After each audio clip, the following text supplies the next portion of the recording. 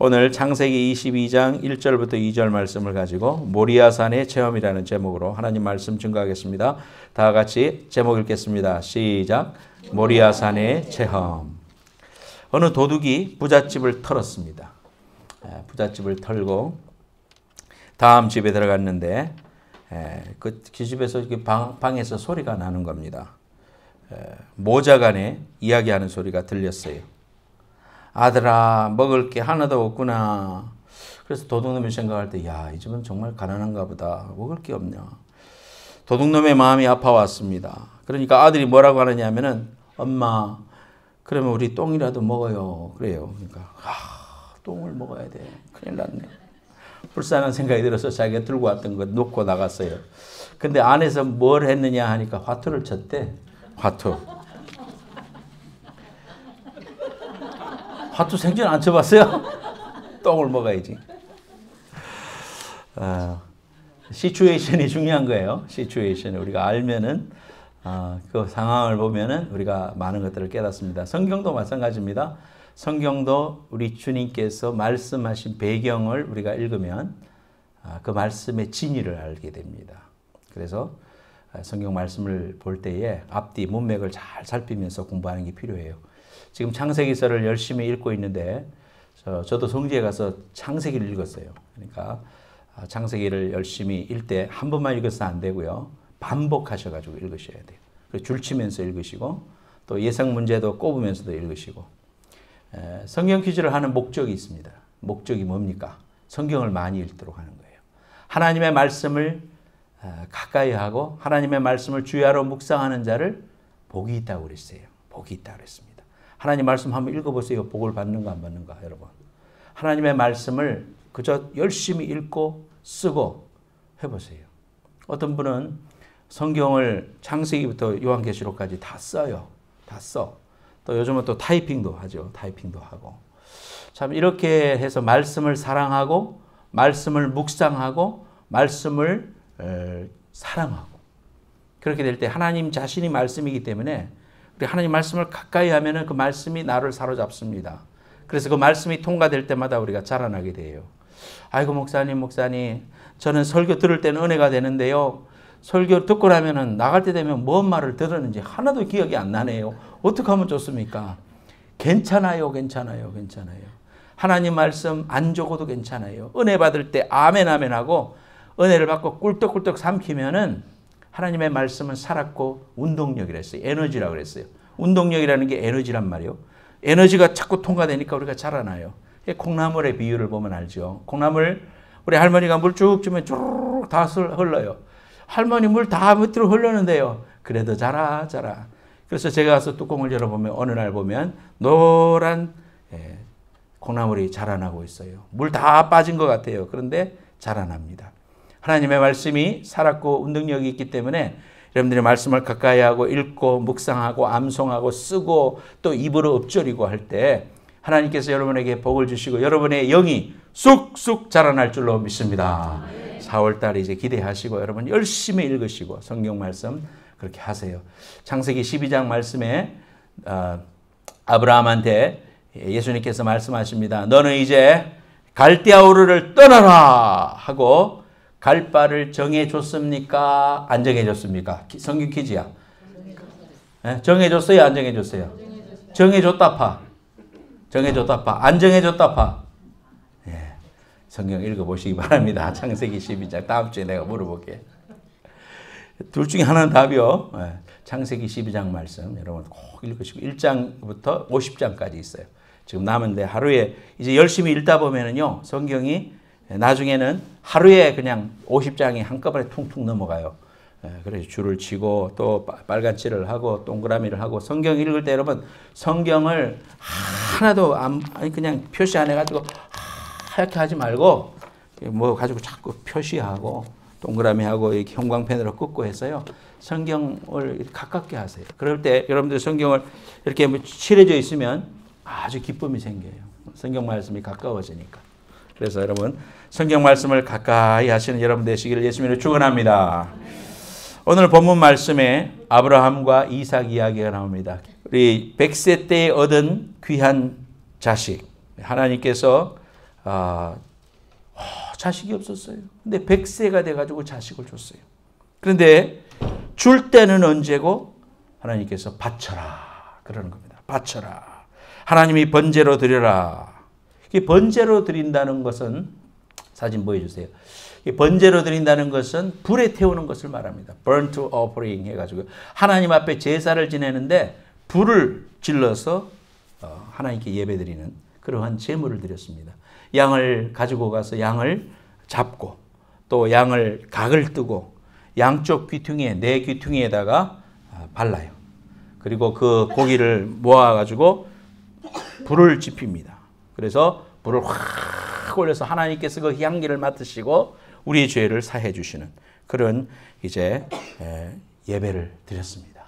그래서 브엘세바에 살고 있던 아브라함이 사환에게 나무를 지어라. 그리고는 아들하고 같이 종들하고 같이 나귀에 매어 가지고 지금 가고 있습니다. 그래서 브엘세바에서 예루살렘까지 지도에 보면은요, 여러분 지도에 보면 왼쪽과 오른쪽 지도에 나오죠. 지도에 나와요. 제가 브엘세바도 가봤고 예루살렘도 가봤습니다. 모리아산 지금 제단으로 가서 번제를 지내야 할 곳이 예루살렘이에요. 예루살렘. 그래서 그 모리아산으로 저 밑에 있는 브엘세바가 있지 않습니까? 브엘세바에서 저 위에 예루살렘까지 가는 길이 제가 버스를 타고 가봤는데 사흘길 맞습니다. 걸어서 가면 사흘길입니다. 그래서 성경 내용을 확인을 했어요. 그래서 사흘길을 걸어 올라가서 그곳에서 제단을 이제 지나서 모리아산에 딱 도착을 했어요. 이스라엘 이제 모습을 보면은요, 이스라엘에 딱 가면 감람산에서 앞을 내다보면 황금돔이 보이지 않습니까? 그 황금돔, 이 황금돔이 있는 그 자리가 모리아산입니다. 그래서 거기에 바위가 있어요. 그 바위 위에 자식을 놓여놓고 거기에서 칼을 들어서 찌르려고 하니까 왜 찌르려고 했습니까? 번제라는 것은 어린 양을 죽이는 거거든요. 그러니까 칼을 들어서 찌르려고 했을 때에 아브라함아 멈추어라. 네가 나를 사랑하는지 내가 알았다. 그러면서 급하신 하나님의 음성을 들려줍니다. 그래서 옆에 보니까 하나님께서 양을 준비해 놨어요. 그 양을 이제 저 걸려있는 양이 보이죠. 그래서 저 양을 갖다가 하나님 앞에 번제를 드린 그 자리가 모리아산입니다. 모리아의 체험, 오늘 모리아산의 체험, 이 말씀을 통해 가지고 우리가 하나님 앞에 이러한 그 모리아산으로 나아가서 우리 각자가 하나님의 귀한 은혜를 경험해야 되는데 어떤 은혜입니까? 하나님을 사랑하고 하나님 앞에 우리 사랑을 고백하고 하나님께 인정받는 그러한 축복을 받고 또 그로 말미암아 하나님께서 아브라함을 어떤 축복을 줍니까? 열국의 아비 아브라함에서 아브라함으로 이름이 바뀌었고 또 믿음의 조상으로 되는 귀한 축복을 받았어요. 여러분들에게도 이러한 은혜와 축복이 함께 하시기를 예수님의 이름으로 축원합니다. 아멘. 크게 합시다. 축원합니다. 네. 첫 번째 모리아산은 시작. 모리아산은 하나님을 예배하는 곳이다. 감람산에서 제가 이제 예루살렘 성전을 향해서 찍은 겁니다. 예루살렘에 예수님께서 올라가셨을 때 저 황금동이 있는 자리에 성전이 있었습니다. 헤롯 대왕이 성전을 보수하고 있었고 더 크게 만들고 있었어요. 그때는 성전이 있었어요. 그런데 AD 70년에 로마 군대가 들어와 가지고 저거를 철저하게 파괴시켜 버렸습니다.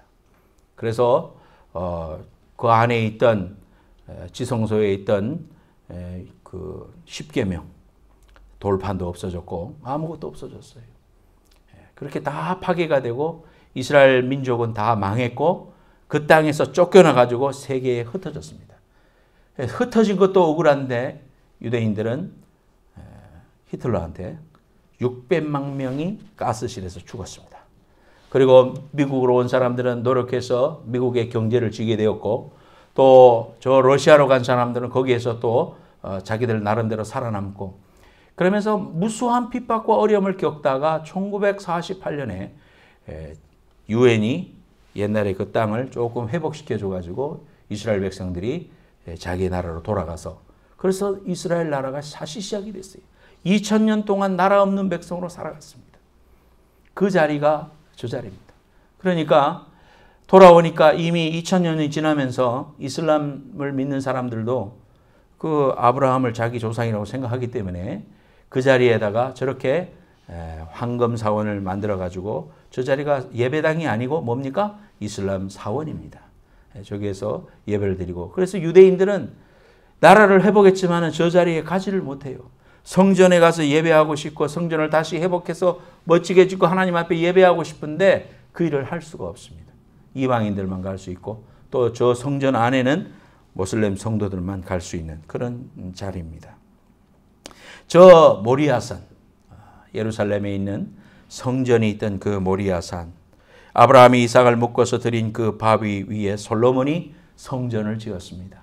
다윗이 성전을 지으려고 할 때 하나님이 다윗한테는 뭐라고 했습니까? 다윗은 너는 전쟁을 너무 많이 해서 손에 피를 너무 많이 묻혔기 때문에 너는 못 짓는다. 네 자식 솔로몬이 지어라. 그래서 솔로몬은 레바논의 백향목 또 온갖 금은 보화를 모아서 솔로몬 시대에 멋지게 성전을 지었습니다. 그게 BC 1000년경입니다. 그때 솔로몬이 성전을 지었습니다.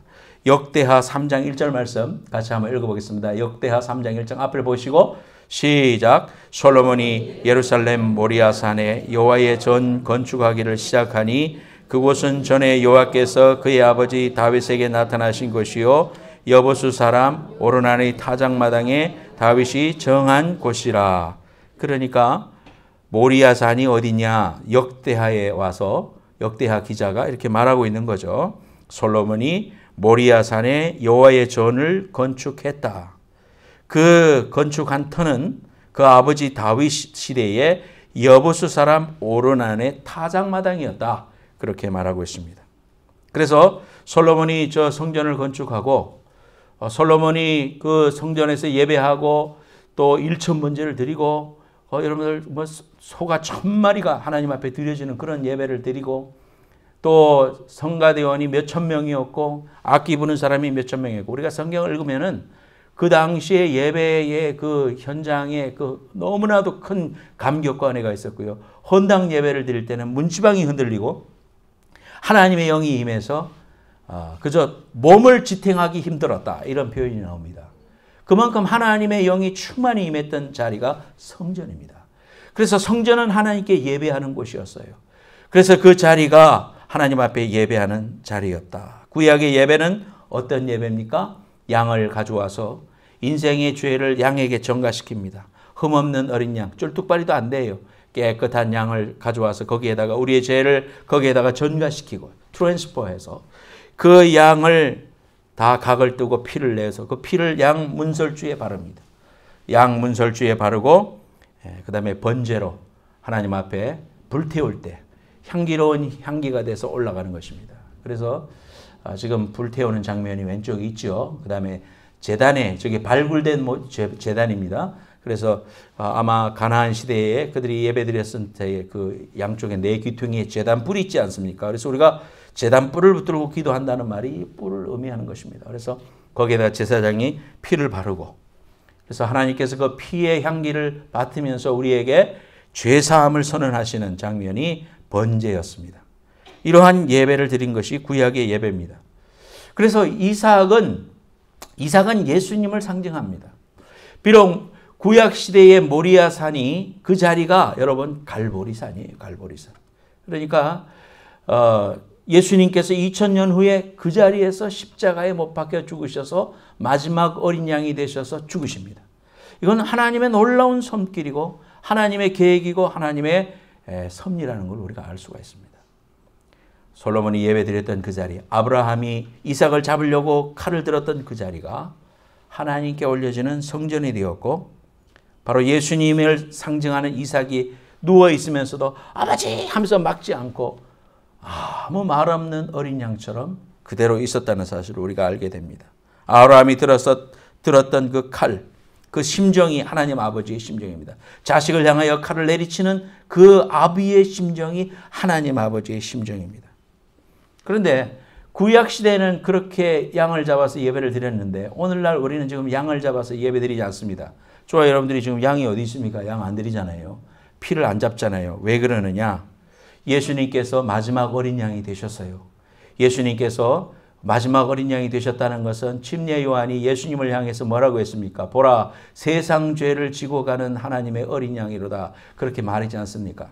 그래서 예수님께서 마지막 어린 양이 되셔가지고 인류의 모든 죄를 덮어 쓰시고 죄 없으신 그분이 우리의 죄를 덮어 쓰시니까 십자가에서 죽으시니까 결국 우리의 죄를 다 용서해 주셨고 예수 그리스도를 믿기만 하면 구원받는 구원의 도리를 완성한 이후로부터 우리는 양을 잡지 않습니다.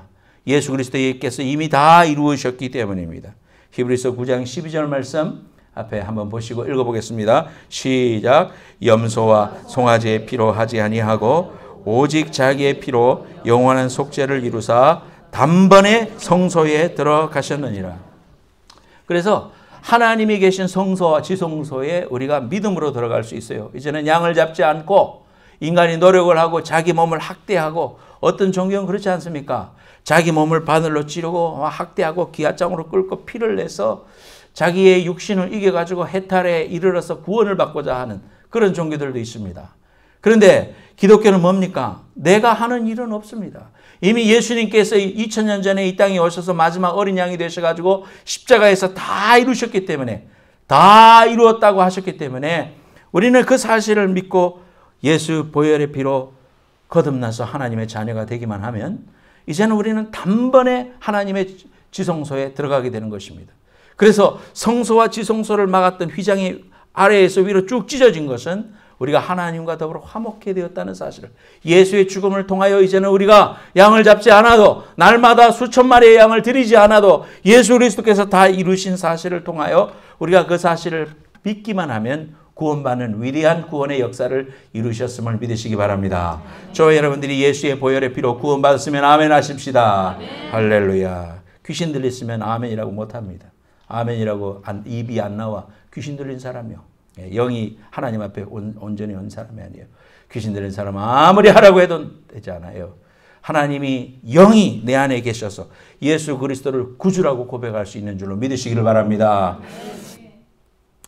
그래서 우리가 모리아산이 바로 갈보리였다. 그래서 우리가 이제 고난주간을 다음 주에 이제 맞이하고 있으면서 여러분들에게 이 말씀을 드리는 것은 바로 우리가 예수의 보혈의 피로 말미암아 하나님의 자녀가 되었고 우리가 하나님 앞에 나아가서 하나님께 복받는 길은 예배라는 사실을 우리 하나님의 말씀을 통해서 오늘 배우기를 원하는 것입니다. 철저하게 우리가 예배를 통하여 예수의 피를 힘입어 예배하는 하나님과의 만남의 현장이 예배다.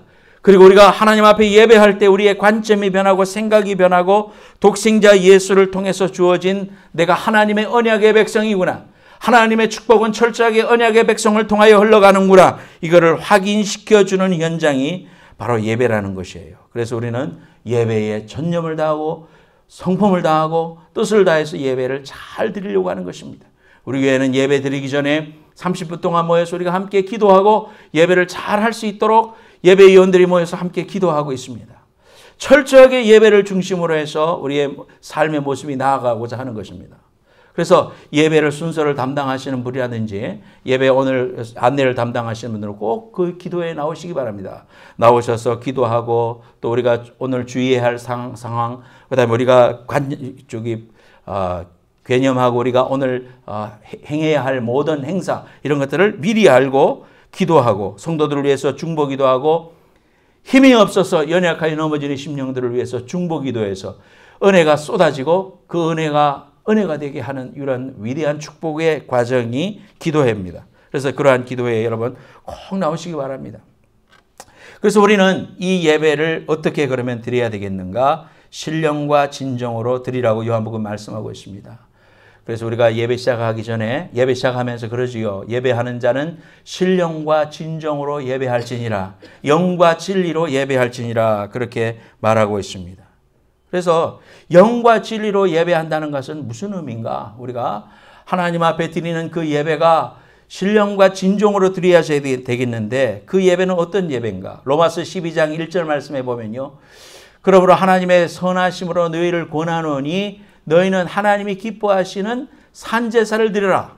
이는 너희의 드릴 영적 예배다 그랬습니다. 너희의 몸을 하나님이 기뻐하시는 거룩한 산제사로 드리라. 이것이 영적 예배다 이렇게 말하고 있거든요. 로마서 12장 말씀에. 그러므로 영적 예배라는 것은 뭐냐? 우리의 몸을 주님 앞에 드리는 것이다.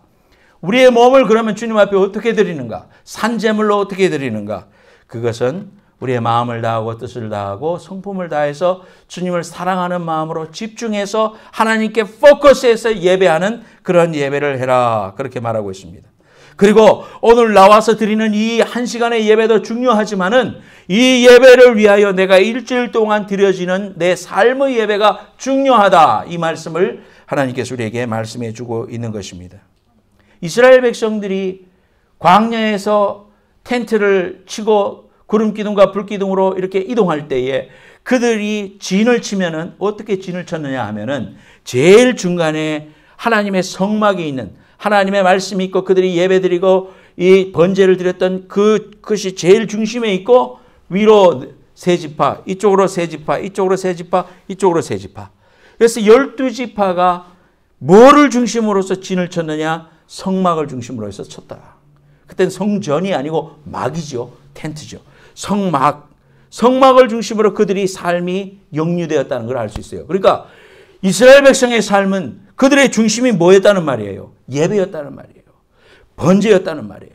그들이 하나님 앞에 하나님의 말씀을 중심으로 해서 법궤가 있는 그 자리를 중심으로 해서 진을 치고 하나님께서 가라고 또 구름기둥을 일으키면 떠나가고 머물면 서고 그런 삶을 살았습니다.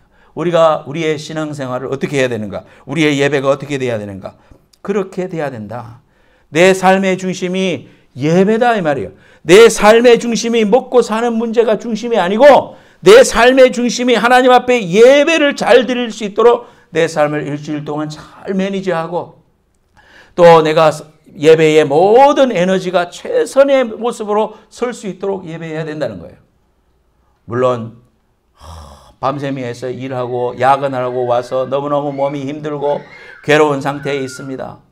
그런 상태에 있어서 예배에 참석한 것만도 귀하고 기특한 일이지만 그러나 우리가 우리의 몸을 그 예외를 벗어나고 내가 충분히 내 삶에 있어서 주일날 최선의 컨디션을 유지할 수 있는데도 불구하고 토요일날 저녁에 무리를 하고 또 영화를 보고 또 뭐 책을 너무 읽고 늦게까지 내일 주일이니까 시간을 자기의 에너지를 잘못된 것에 쓰고 주일날 와서는 계속 졸다가 간다면 계속 마음이 콩밭에 있다가 간다면 내가 하나님 앞에 진정으로 예배를 드리는 사람이 아니고 내 삶의 중심이 예배가 아니라는 사실을 우리에게 말해주는 것입니다. 그러므로 주일 중심의 신앙, 예배를 소중히 여기고 정성을 다하는 그런 신앙이 하나님이 원하시는 산제사라는 것을 우리에게 보여주고 있어요. 여러분의 일주일 동안의 삶이 주일을 위한 삶이 되시고 사랑을 실천하고 근면하게 살고 하나님의 기름 부음 받은 귀한 사역자처럼 하나님 앞에 여러분의 직장에서 최선을 다하고 보스가 보든지 안 보든지 열심을 다하고 최선을 다하고 정말 내 것처럼 아끼고 사랑하는 것 이거 필요한 것입니다. 직장에서도 그 일이 죽게 하듯 하라 이렇게 말했기 때문에 세상의 일이 아니라 지금 나는 이걸 주의 일을 한다는 마음으로 이뤄야 됩니다. 회사 거라고 마음대로 낭비하고 제 것처럼 사용하고 또 보스가 볼 때는 저 세상에 가장 회사를 위한 사람인 것처럼 하고 보스만 가면은 탱자 논다면 나는 일주일 동안 내 삶의 예배는 실패한 사람이다. 내 삶에 있어서 최선을 다해서 그 일을 하고 또 주일을 위하여 준비하고 토요일 날은 컨디션 조절을 하고 컨디션 조절을 해서 주일날 왔을 때 가장 좋은 컨디션으로 앉아서 예배를 드려야 될 거 아닙니까? 여러분과 제가 예배가 중심이라면 그 주일 중심의 신앙, 예배를 소중히 여기고 정성을 다하는 그런 신앙 되시기를 예수님의 이름으로 축원합니다. 그러므로 예배를 위해서 여러분들이 꼭 기억해야 될 사실을 여러분 다 잘 알지만 이제 예배를 처음 이제 시작하는 분, 믿은 지 얼마 안 된 분들을 위해서 또 리마인드 하는 마음으로 제가 여러분들에게 말씀드립니다. 항상 예배 전 10분 전에 도착해 주시기 바랍니다. 예배 전 10분 전에 도착을 해서 열심히 왔으니까 마음도 이 가슴도 뛰고 또 마음이 컴다운 돼야 예배를 드려야 될 거 아닙니까? 그래서 10분 전에 꼭 도착을 해서 자리를 정하고 앉아서 묵상 기도를 해야 됩니다. 하나님 일주일 동안 살아온 삶을 돌아볼 때 나는 주님의 사랑을 알고도 범죄했습니다. 하나님 헛된 말을 했고 부정적인 말을 했고 죄를 지었습니다. 하나님, 내가 주님의 사랑과 예수의 보혈의 피로 하나님 이 아침에 섰는데 주님의 은혜가 아니고는 내가 하나님 앞에 예배할 수 없는 존재입니다. 주의 보혈의 피로 나를 정결케 하시고 오늘 예배를 통하여 하나님이 예비한 귀한 축복을 충만히 받게 해주십시오.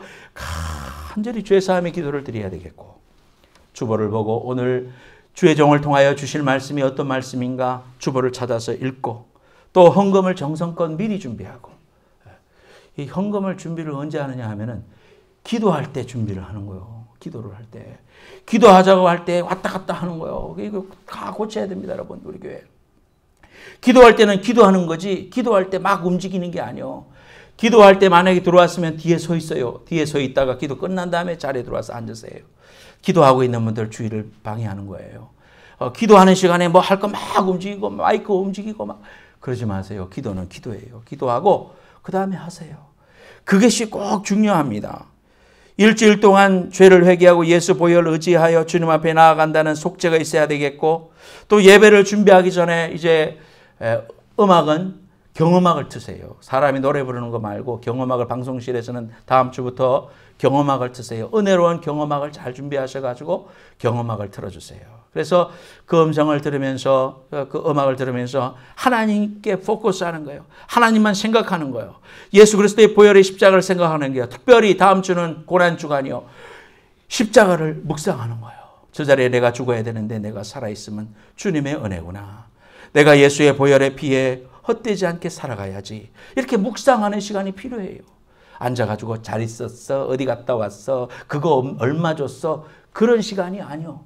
우리 예배를 소중히 여기고 경건하고 하나님 앞에 정말 나아가고자 갈급한 심령이 우리에게 있어야 되지 않겠느냐 이 말이에요. 옆에 사람은 간단히 눈인사만 하고요. 예배 마치고 나서 인사하세요. 그저 와서 예배에 포커스 맞춰요. 예배에 포커스 맞추고 주님만 생각하세요. 주님의 십자가만 생각하세요. 내가 오늘 부를 찬송을 목이 터지도록 좀 부르세요. 찬송 소리가 하늘을 찔러야 되지 않겠습니까? 이 천장이 왔다 갔다 할 정도로 그렇게 크게 불러야 되지 않겠어요? 우리의 구원의 감격이 그것밖에 안 됩니까, 여러분? 하나님 앞에 힘을 다하여, 뜻을 다하여, 정성을 다하여, 목숨을 다하여 주를 사랑하라고 했어요. 여러분이 할 수 있는 한 최선을 다해서 찬송도 크게 부르시고 눈을 똑바로 뜨고 주님을 바라보고 영의 눈을 떠서 그렇게 예배 준비하셔야 됩니다. 복장도 마찬가지예요. 복장도 대부분 다 잘하십니다마는 경건하지 않은 옷은 입으면 안 되겠어요. 경건하고, 또 순서를 담당하시는 분은 정장을 하세요. 정장을. 넥타이를 안 매시더라도 꼭 이 마이를 입으시고요. 그렇게 해서 순서에 쓰셔야 됩니다. 이 단이 거룩한 자리 아닙니까? 거룩한 자리에 나올 때 내가 그 자리를 준비하고 애쓰셔야 됩니다. 그리고 예배 중에는 자리를 이동하지 마세요. 여기 갔다 저기 갔다 하지 마시고, 또 음식 보러 왔다 갔다 하지 마시고요. 미리 하여튼 최선을 다해서 준비하고 가능하면 경건하고 은혜가 분산되지 않도록 그렇게 하셔야 됩니다. 그리고 아멘하여 크게 영광을 돌리십시오. 성경이 성경적이에요. 우리가 할렐루야 할 때에 하나님께서 크게 영광을 받으시고 내가 아멘으로 화답하고, 에스라서에도 보면은 성경을 읽을 때도 크게 화답하고 했습니다, 여러분. 그래서 내가 믿음의 확신을 가지고 아멘 할 때 그 믿음이, 그 말씀이 내 것이 될 수가 있기 때문에 여러분이 그렇게 아멘으로 크게 화답하고, 또 주기도문을 할 때가 되면 주기도문을 잘 인도자에 맞춰서 같이 가야 돼. 같이 가야지 주기도문은 내 식으로 빨리 해버리면 안 돼요. 그러니까 이게 그 중간중간에 숨 쉬는 데가 사람마다 다 다르잖아요. 하지만 여러분, 인도자를 따라서 저 주위에 있는 분들하고 잘 보조를 맞춰서, 합창도 마찬가지잖아요. 합창도 옆에 있는 사람하고 잘 소리를 들어가면서 해야 되죠. 예배가 은혜를 넣으면 그렇게 돼야 됩니다. 소리가 주기도문을 했는데 막 여기 다르고 여기 다르고 여기 다르면 하나 되면 떨어지는 거 아니에요. 그러니까 그런 점도 우리가 좀 조심하고 마음을 다해서 우리가 하나님 앞에 그렇게 서야 되겠습니다. 그래서 예배는요, 처음에 찬양하는 순간부터 마지막 축도할 때까지가 다 예배예요. 우리의 삶의 전체가 예배기도 하지만 우리가 주일날 구별하여 드리는 예배는 찬송을 부르니까 내가 조금 이따 가도 돼, 이게 아니요. 찬송 자체가 예배요. 찬송하는 게 하나님을 예배하는 거예요. 월십, 하나님을 높이는 예배예요. 예배라는 말이에요. 노래가 아니에요. 그렇기 때문에 여러분, 준비 찬송이라는 말도 쓰지 않는 것입니다. 우리가 다 같이 찬송하십시다 하는 거죠. 준비 찬송이 뭐가 있습니까? 찬송이면 찬송이지. 그렇기 때문에 우리가 이러한 예배에 대한 컨셉을 바로 해야 되겠습니다. 또 뿐만 아니라 기도할 때도 가급적 대표 기도하시는 분들은 써가지고 나오세요. 써서 하나님 말씀을 잘 이렇게 일주일 동안 준비하셔가지고, 어떤 분들은 너무너무 은혜롭게 일주일 동안 잘 준비하시는 분이 있습니다. 그런 우리가 전통을 잘 받아야 되겠어요. 그래서 대표 기도 받을 때는 정말 겸손한 마음으로 쓰세요. 단에 쓰실 때. 그래서 우리가 단에 쓸 때는요, 하나님 앞에 기도하고, 때로는 내가 삶에 죄 고백하지 않은 게 있는가 돌아보고, 거룩한 우리 주님의 그 전전 앞에 가서 내가 회중을 대표해서 기도하는 거 아닙니까? 내 개인이 기도하는 게 아니잖아요.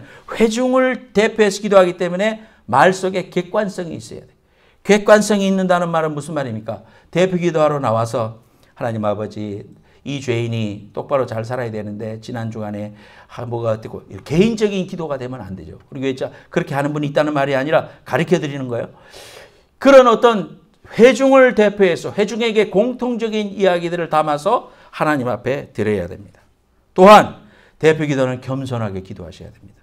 하나님 앞에 우리는 죄인이고 하나님은 거룩하신 분이고 내가 하나님의 은혜로 지금 예배하고 있구나, 이걸 알고 철저하게 예배를 그렇게 해야 됩니다. 때로 보면은 기도하면서 우리가 교만하기가 쉽습니다. 제가 대학 때 이름을 내가 꼭 밝히지는 않지만 최미 사모님하고 나하고 둘이 기도할 때, 최미 사모님이 그때는 간사님이고 나는 학생이니까 굿나이프 선교단의 리더니까 좋다 이거죠. 그런데 기도를 하는데 꼭 나한테 할 말을 말이요, 기도를 통해서 하는 거요. 기도를 통해서. 하나님, 우리 형제들이 더욱더 열심을 품고 주를 섬기는데 아무래도 힘이 들 줄 압니다. 그러나 이러할 때는 더욱더 겸손한 마음으로 대답하게 하시고 뭐 어쩌고 막 나한테 하고 싶은 말을 다 기도를 통해서 하는 거예요. 그래 가만히 듣고 기도 마치고 나서, 간사님 할 말 있으면 나한테 직접 하세요. 뭐 기도를 그렇게 썩어 갖고 하냐고. 나도 참 당돌했지. 그렇게 이야기했었어요. 여러분, 기도는 하나님께 드리는 간절한 찬송입니다. 그래서 우리가 더 겸손하게 하고 성도를 가르치려고 하지 말고 내 자신이 하나님 앞에 겸손하게 주 앞에 그렇게 기도해야 하나님이 받으시는 거예요. 그래서 우리가 또 예배 중에는 예수님께 포커스 하듯이 하나님의 말씀에 집중해야 됩니다. 잡담하지 말고 자리를 이동하지 말고, 또 가능하면 앞자리에 앉으세요. 앞자리에. 가능하면 앞자리에 앉으세요. 가능하면 앞자리는 금자리예요. 뒷자리는 똥자리요. 그러니까 지금 뒷자리는 안 좋은 자리요. 왠 줄 알아요, 여러분? 왠 줄 알아요? 앞에 사람이 움직이고 하는 거 다 보여요. 그러나 앞자리는요, 목사님 말씀에 포커스 할 수 있어요. 그래서 목사님 말씀에 아멘이 될 수가 있어요. 그렇기 때문에 이게 굉장히 중요해요. 그러니까 그거 필요하고, 또 새로운 사람들을 위해서 가능하면 중간 자리에 앉아요. 다른 사람이 와서 앉을 수 있도록. 이것도 배려입니다. 이런 것이 선교고 이런 게 배려입니다. 전도입니다. 교회 왔는데 늦게 온 사람이 들어갈 데가 없어. 들어왔는데 앉을 데가 없어. 빙빙 돌아야 돼. 의자 새로 놔야 됩니까?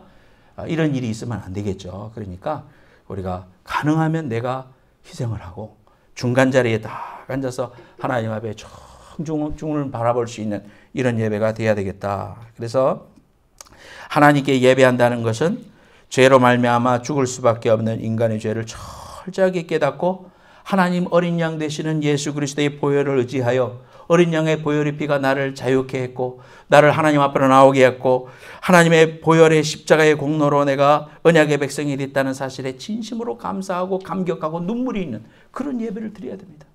예배를 드리면서 내 속에 감격이 없고 하나님 앞에 드려지는 마음에 감동이 없다면 그것처럼 공허한 예배가 어디 있겠습니까? 수없는 예배를 드려도 내 속에 그러한 귀한 감격과 은혜가 날로 새롭게 되도록 주여 내 마음의 밭을 정결케 하옵소서.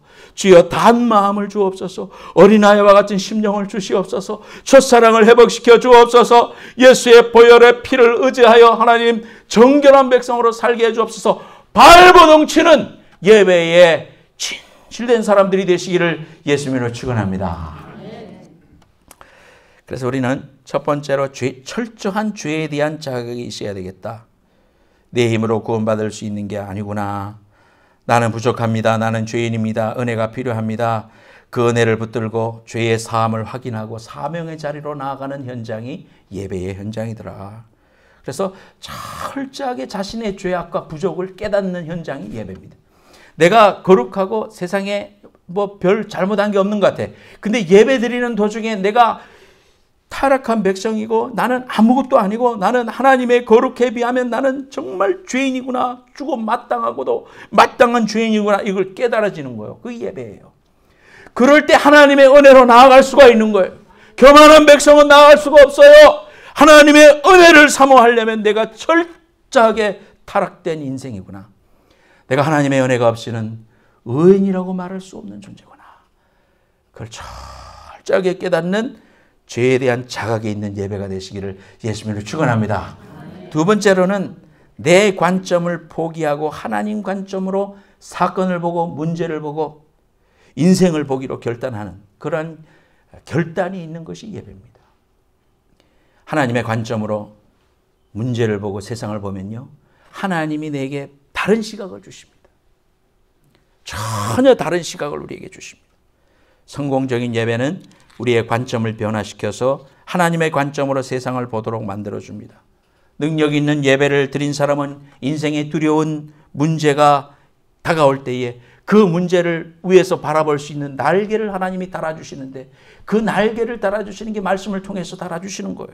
예배를 통해서 주님의 보좌 앞으로 나아가게 되는 것이에요. 주님의 관점을 보게 되는 겁니다. 눈을 열어주시는 겁니다. 그래서 성경 말씀에 뭐라고 했습니까? 주여 내 눈을 열어 주의 기이한 법을 보게 하소서 그랬습니다. 눈이 있다고 다 보는 게 아니요. 저와 여러분들이 우리의 육의 눈을 넘어 하나님이 주시는 영의 관점으로 나아가서 하나님의 관점으로 바라볼 수 있고 이해할 수 있고 감사할 수 있는 귀한 은혜가 임하시기를 예수님의 이름으로 축원합니다. 사람들이 인생의 골짜기에 묶여 살고 있는 것은 나의 이삭, 나의 우상을 포기하지 못하고 살기 때문입니다. 하나님이 왜 100세 때 준 이삭을 내놔라고 했겠습니까? 나의 아킬레스건과 같은 내가 하나님보다도 더 사랑할 수 있는 그러한 존재에 대해서 하나님이 철저하게 물어보고 계시는 것입니다. 저와 여러분들이 하나님을 섬기는 데 있어서 내려놓지 못하고 있는 부분들, 그것 때문에 하나님 앞에 아직도 클로즈하게 나가지 못하고 있는 것은 아닌가 돌아보세요. 이제 고난주간 특별 새벽기도 일주일 동안 하면서 제가 여러분들에게 몇 가지 서제션을 하려고 합니다. 제가 교육자 회의에서 말을 했습니다마는 내가 하루에 한 끼 금식을 해보겠다. 금식이 너무 힘든 분은 한 가지씩 안 해보겠다. 내가 그동안에 좋다고 했던 것을 내가 한번 이 고난주간에는 내가 그것을 즐기지 않겠다. 예를 들어서 커피를 내가 즐기는 사람이었는데 커피를 금식해보겠다. 그거 할 수 있잖아요. 그죠? 또 내가 아침에 일어나면은 스마트폰을 꺼내서 내 삶을 시작을 했다면 내가 이제는 스마트폰을 내가 오전 중에 몇 시까지 보지 않겠다. 하나님만 생각하겠다. 십자가만 묵상하겠다. 예수님이 나를 위해서 피 흘려주신 그 보혈의 십자가를 내가 묵상하겠다. 이런 결단들. 한번 내가 할 수 있었던 것을 안 하는 결단을 한번 해보자. 그리고 하루에 한 5분 정도 보혈의 귀한 찬송 부르는 거예요. 갈보리산 십자가, 예수 나를 위하여, 뭐 하여튼 이런 보혈의 십자가 찬송을 5분 동안 하고 5분 동안 눈을 감고 예수님의 보혈을 생각하는 거예요. 또 갈보리의 언덕 위에 있는 예수님을 생각하는 거예요. 피를 찢기시고 가쁜 숨을 몰아쉬면서 나를 향하여 그리스도의 사랑을 주시고 계신 주님의 그 모습이 내 눈에 그려지도록 묵상하는 거예요. 그것이 나를 위한 것이었음이 깨달아지고 내 마음속에서 큰 감격이 일어나고 눈에서 눈물이 흐를 때까지 묵상해 보는 거예요. 이러한 어떤 실제적인 주님 앞에 고난주간을 맞이할 수 있었으면 좋겠어요. 그래서 여러분들이 고난주간에 특별 새벽기도를 하면서 하나님 앞에 내가 정말 주님의 귀한 은혜와 십자가의 보혈이 꼭 필요한 존재구나. 나의 우상을 내려놓고 나의 이삭을 내려놓고 하나님의 귀한 보좌로 나아가서 성공적인 예배를 드리는 순간 하나님이 나를 들어올리시고 우리의 지경을 밝히시고 멀리 바라보게 하시고 영적인 시야를 밝히시고 우리의 눈을 밝히시고 우리의 육신을 정결케 하시고 하나님의 귀한 은혜로 치유와 능력과 축복의 하나님의 일꾼들로 사용해 주시는 귀한 은혜가 임하시기를 예수님의 이름으로 축복합니다.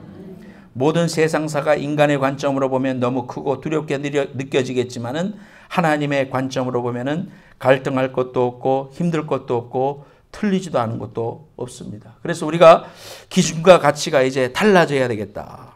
그것이 바로 예배의 현장이다. 모리아가 그런 곳이었다 이 말이에요. 두 번째로 같이 읽겠습니다. 제목 읽겠습니다. 시작. 모리아는 여호와 이레의 하나님을 만나는 곳이다. 아브라함이 사환들에게 말하기를 우리가 갔다가 다시 오겠다. 5절 말씀에 그렇게 말하고 있습니다. 5절 말씀 같이 한번 읽어보겠습니다. 여러분 잘 빨간 것이 잘 주의하면서 읽어보시기 바랍니다. 시작. 이에 아브라함이 종들에게 이르되 너희는 나귀와 함께 여기서 기다리라. 내가 아이와 함께 저기 가서 예배하고 우리가 너희에게로 돌아오리라. 우리가 너희에게로 돌아오리라. 지금 아브라함이 모리아산에 도착해서는 조언녀 밑에 있어라. 나하고 아들하고 저기 가서 제사 지내고 올게. 그런데 아브라함이 알고 있었어요. 번제로 드리라고 한다는 것은 아들을 잡아야 되는 거거든요. 그런데 사환한테 말하고 있는 아브라함의 심령 속에 고백하고 있기를 뭐라고 하느냐면 내가 아이와 함께 저기 가서 예배하고 우리가 너희에게로 돌아오리라. 벌써 이 아브라함의 심령 속에 하나님을 향한 이삭을 살려주시고 이삭을 하나님께서 어떻게 하실 것이라는 믿음을 가지고 고백하고 있는 모습을 보게 됩니다. 이러한 모습을 신약 성경 히브리서 11장 17절부터 19절 말씀에 신약에서 구약의 이 사건을 가리켜서 멘션하고 있는 장면을 우리가 함께 읽기를 원합니다. 아브라함은 시작. 아브라함은 시험을 받을 때에 믿음으로 이삭을 드렸으니 그는 약속들을 받은 자로 돼 그의 아들을 드렸느니라. 그에게 이미 말씀하시기를 네 자손이라 칭할 자는 이삭으로 말미암으라 하셨으니 그가 하나님이 능히 이삭을 죽은 자 가운데서 다시 살리실 줄을 생각한지라 비유컨대 그를 죽은 자 가운데서 도로 받은 것이라. 보세요. 그가 하나님 앞에 믿음으로 드렸다 그랬습니다. 하나님 앞에 드리면서 믿음으로 드리면서 그의 마음속에 내가 하나님 앞에 믿음으로 이제 치면은 하나님이 어디 양을 준비해 놨을 거야. 그리고 멈춰라 할 거야. 설마 죽이겠나. 이렇게 믿었다는 말이 아니에요. 그의 마음속에 이삭을 비록 치더라도 하나님께서 죽은 자 가운데서 다시 살리실 것, 즉 부활에 대한 하나님을 향한 신뢰가 믿음이 있었다는 그 사실을 히브리서를 통해서 우리에게 말씀해 줍니다. 우리가 하나님 앞에 지금 아브라함의 입장이 됐다고 생각해 보세요. 그러면 왜라는 질문을 하지 않겠습니까? 줄 때는 언제고 지금 달라는 건 뭡니까 하나님? 왜 그렇습니까? 우리 인생 살면서 왜라는 질문을 하나님 앞에 많이 합니다. 그런데 마르틴 루터는 종교개혁을 한 마르틴 루터는 그런 말을 했습니다. 진실한 성도는 언제나 왜라고 묻지 아니한다. 무엇을 할까요? 라고 묻는다 그랬습니다. 아브라함이 하나님 왜 그렇습니까? 이유 좀 설명해 줘봐요. 그런 말 하지 않았어요. 무조건 순종하고 있어요. 원망할 수 있고 또 따질 수도 있는 상황인데요. 아브라함이 왜를 묻지 않고 원망도 하지 않습니다. 그의 속은 타들어갔을 겁니다. 아마 그 걸어가는 사흘길 동안 그의 아버지의 심정이 새카맣게 탔을 겁니다. 자식이 아버지 나무도 있고 있는데요. 불도 있는데요. 재물이 없는데요. 양이 어디 있습니까? 네가 양이지 지금 아버지한테. 그 말을 물을 때 그 아들을 묶어가지고 그 단위에 놓을 때 세상에 그렇게 무거운 심정이 있었겠습니까? 그런데 하나님 앞에 왜라고 묻지 않습니다. 원망도 하지 않고 그가 물은 것은 뭐냐? 무엇을 하오리까? 하나님이 그러면 제가 무엇을 하오리까? 그래서 하나님의 명령대로 그 자식을 놓고 손을 들어서 내리치려고 했던 그 아브라함의 믿음을 하나님이 보시길 원했다는 사실입니다. 어찌 보면 잔인한 것 같습니다. 어찌 보면 아브라함에게 이런 식으로 왜 하나님이 물으셨을까? 또 우리도 왜라고 또 묻고 싶습니다. 그런데 성경은 우리에게 뭐라고 말합니까? 하나님은 사랑이십니다. 하나님은 독생자 예수 그리스도를 나를 위해서 죽이실 만큼 하나님은 나를 사랑하신 분이기 때문에 나를 사랑한다는 걸 내가 믿기 때문에 하나님이 행하시는 일에서 내가 왜라고 묻지 않고 그러면 제가 무엇을 이제 하면 좋겠습니까? 이렇게 묻고 있는 신앙의 모습을 보게 되는 거예요. 저 여러분들이 인생 가운데 묻고 싶은 일이 많죠. 주님한테 가서 묻고 싶은 일 아마 많을 겁니다, 여러분. 우리에게 다 그런 질문들이 다 있죠. 왜 하나님 그렇게 하셨어요? 왜 하나님 그때 그렇게 하셨어요? 우리가 이 땅에서 다 해답을 받지 못합니다. 또 우리의 이성에 합당하게 하나님이 설명 안 해주십니다. 그런데 내가 그럴 때 어떻게 하라는 거예요? 하나님, 이 상황을 주신 하나님을 찬송합니다. 그러나 내가 지금 어떻게 하면 되겠습니까? 하나님, 내가 무엇을 하기를 하나님 원하십니까? 이런 상황 속에서 내가 주님 앞에 내가 어떠한 반응을 보이기를 원하십니까? 이러한 믿음의 반응들이 있으시기를 예수님의 이름으로 축원합니다. 우리가 살다 보면 도저히 이해할 수 없는 일들이 벌어질 때가 있어요. 여러분, 그러나 우리의 생각을 바꿔주시고 우리의 보는 시각을 바꿔주시는 그 현장이 어디에서 일어나는가? 바로 예배의 현장에서 일어나더라 이 말이에요. 지금도 하나님 우리에게, 저와 여러분들에게 그 놀라운 포인트 오브 뷰를 하나님께서 바꿔주고 계시는 거예요. 영적인 시각으로 바꿔주고 계시고 체질을 영적인 체질로 바꿔주고 계시는 현장이에요. 안데스 예수상이라는 게 있어요. 사진에 보면은요, 저게 칠레하고 아르헨티나하고 국경에 높은 산 위에 서 있는 예수상입니다. 왼쪽에 십자가를 들고 오른손으로 축복하는 장면입니다. 국경을 맞대니까 맨날 둘이 싸웠습니다. 그러니까 이제 우리 그러지 말자 해가지고요, 1904년인가요? 그분들이 함께 싸웠던 무기를 놓기고 성경에 나오는 보습을 놓겨서 뭐 이렇게 농기구로 만든다 그런 말씀이 있듯이 탱크를 놓겨가지고 저런 걸 만들었어요. 그리고 이제 더 이상 싸우지 말자, 오해를 하지 말고 평화롭게 지내자고 해서 거기에다가 저걸 세웠어요. 그런데 저거를 세우는데 지형적인 위치로 볼 때에 아르헨티나를 향해서 이렇게 서 있도록 세웠습니다. 칠레 사람들이 그 세우고 나서 컴플레인이 생겼습니다. 왜 예수님이 우리를 보고 있지 않고 저 아르헨티나한테 향하고 있느냐? 우리나라는 자존심도 없냐? 왜 아르헨티나한테 뭐 우리 땅이 좁다고 우리가 주눅들 게 있냐? 하면서 막 일어났습니다.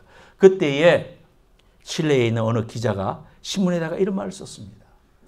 예수님이 저렇게 쓴 것은 아직도 예수님이 아르헨티나를 돌봐야 할 많은 사람들이 있기 때문이다.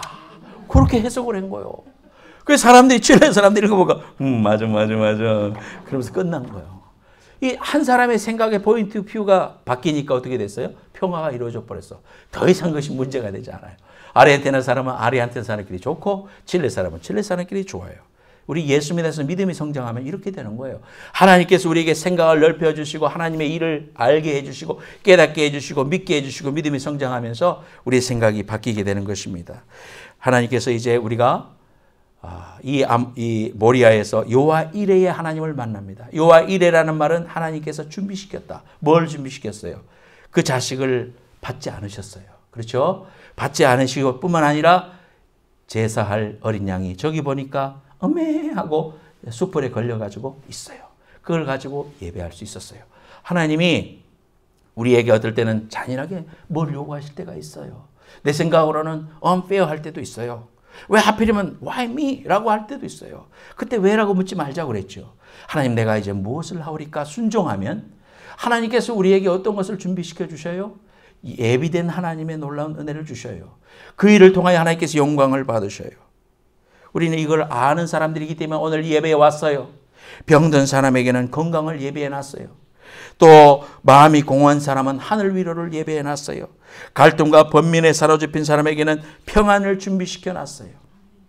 지치고 피곤한 사람들에게는 새 힘을 주시고 근심하는 사람들에게는 평강을 주셔요.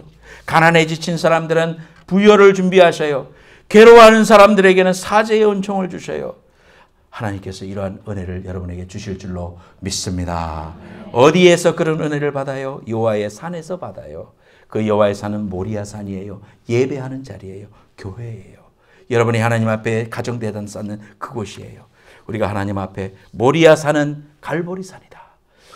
그 이전에 구약시대에 드렸던 모리아 산이 2000년 후에 하나님께서 독생자 예수 그리스도를 마치 이삭처럼 십자가에 달려서 죽이시고 인류의 구원을 이루신 위대한 사건, 성전산이 있는 그 위대한 하나님의 축복을 주셨다. 우리가 이 모리아산을 바라볼수록 내가 죽으면 내가 죽는 게 아니라 하나님은 나를 살리시고, 이삭을 드리면 하나님은 이삭을 죽이시는 게 아니고 하나님의 예비된 축복을 경험하게 하시는구나. 예수를 알게 되고 모든 것을 잃을지라도 예수를 얻으면 우리는 가장 행복한 자요. 모든 것을 얻었다 할지라도 예수를 모른다면 세상에 실패한 자요시다. 저희 여러분들이 예수 안에서 잘되고 아브라함처럼 하나님 안에서 믿음의 근원이 되시고 믿음의 축복이 되시고 믿음의 조상이 되시는 귀한 축복이 함께 하시기를 예수님 이름으로 축원합니다. A.J. 골든 목사님이 유명한 실화가 있습니다. 이분이 보스턴에서 반주 좀 해주세요. 보스턴에서 목회를 크게 하고 있었는데요. 이 골든 목사님이 사무실에서 설교를 준비를 하다가 깜빡 잠이 들었대요. 이 골든 목사님은요, 이 화면에 나온 대로 고든 코넬 신학교에 그 고든이라는 것이 이 사람 이름에 따서 됐어요. 그러니까 그 신학교를 또 만들었고 목회적으로 크게 성공하신 분입니다. 근데 꿈속에서 주일 예배 설교를 인도하고 있는데 교회를 가득 메운 성도 가운데 한 중간쯤 앉은 분이 30대로 보이는 분이 비범한 분이 앉아 계신 거예요. 아, 저분을 만나고 싶다. 풍기는 포즈가 장난이 아니에요. 그래서 예배를 마치고 빨리 만나려고 나가는데 보이지 않아요. 그래서 안내위원들한테 물었습니다. 집사님, 여기 중간에 여기 젊은 30대 분이 앉으셨는데요. 어디 가셨어요? 아, 예, 그분이 이제 벌써 가셨는데요. 그분 누구세요? 아, 모르셨어요, 목사님? 그분 예수님이잖아요. 예? 예수님요? 아유, 그분이 예수님인데 내가 예수님인 줄 알았으면은 막 이렇게 하니까. 근데 목사님, 염려하지 마세요. 다음 주에도 또 오신다고 하고 가셨어요. 그래서 그러다가 이제 정신이 들었어요. 깬 거예요. 꿈이야. 그래서 이 고든 목사님이 큰 깨달음이 왔어요. 야, 내가 다음 주에 설교할 때 이 자리에 예수님이 앉아 계실 수 있구나. 그런 마음으로 설교를 준비하시고 그런 마음으로 선포하시고 또 그 이야기를 성도들한테 쉐어했을 때 성도들도 큰 은혜를 받았어요. 아, 주님이 이 자리에 함께 하실 수 있구나. 주님이 이 자리에 함께 계시는구나. 그래서 그 교회는 큰 교회로 성장했다고 합니다. 사랑하는 여러분, 우리도 한번 그렇게 생각하십시다. 실제로도 그렇습니다. 저와 여러분들이 이 자리에 예수님이 앉아 계시다면, 여러분 주위에 주님이 옆에 앉아 계시다면 나의 예배의 태도가 달라지지 않겠습니까? 내가 주님께 드려지는 귀한 예배가 얼마나 하나님 앞에 산 제사가 될 수가 있을까요? 마음을 새롭게 하십시다. 여러분들이 하나님께 드리는 귀한 예배를 통하여 정말 목마른 사슴이 시냇물을 찾듯 주님을 바라보고 예배의 승리자가 되시기를 예수님의 이름으로 축원합니다. 목마른 사슴 찬양하겠습니다. 1절 할 때 같이 앉아서 하시고 2절 할 때 같이 일어서시기 바랍니다. 목마른 사슴 시냇물을 찾아 헤매이듯 같이 찬송합니다. 목마른 사슴 시냇물을 찾아 헤매이듯 내 영혼 주를 찾기 내 영혼 주를 찾기에 가는 바라. 힘을 다해서 찬송하세요. 정성을 다해서 찬송하세요. 주님만이 나의 방패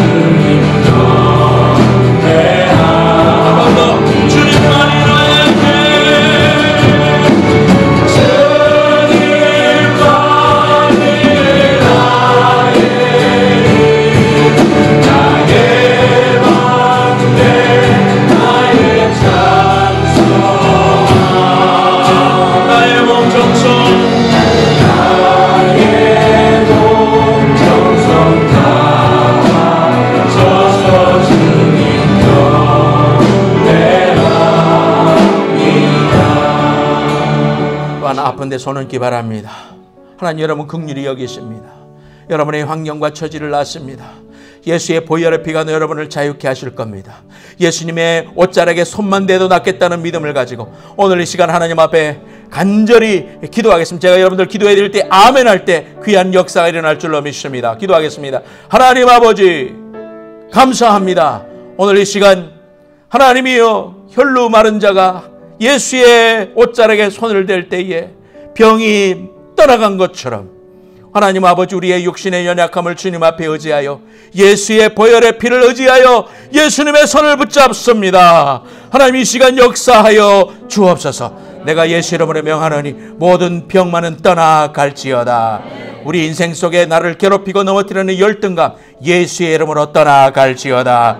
하나님, 우리를 괴롭히고 우리를 넘어뜨리는 잘못된 습관 하나님 예수 이름으로 명하노니 떠나갈지어다. 하나님, 예배하기 원합니다. 예배자 되기 원합니다. 하나님은 신령과 진정으로 예배하는 자를 찾으신다고 했습니다. 오늘날 많은 교회가 있고 많은 성도가 있지만 하나님이 찾으시는 신령과 진정으로 예배하는 마음을 다하여 뜻을 다하여 생명을 다하여 주님 사랑함으로 예배하는 그런 우리 행복한 교회 예배가 될 수 있도록 축복하여 주옵소서. 예배의 승리자가 되게 하시고 이제 달라지기 원합니다. 새롭게 되기 원합니다. 하나님이 고든 목사님처럼 이 정부터 우리 성도들 모두가 하나님 앞에 우리의 몸을 드리고 마음을 드려 새롭게 변화된 예배하여 하나님이 기뻐하시는 거룩한 산제사 드릴 수 있도록 축복해 주옵소서. 지금은 다시 오실 예수 그리스도의 은혜와 하나님 아버지의 만극하신 사랑과 성령님의 감화 감동하심이 신령과 진정으로 예배하기를 원하는 모든 성도들의 머리 위에와 저들의 가정과 미래와 장래와 자녀들 위해 이제로부터 영원까지 함께해 주시기를 간절히 축원하옵나이다. 아멘.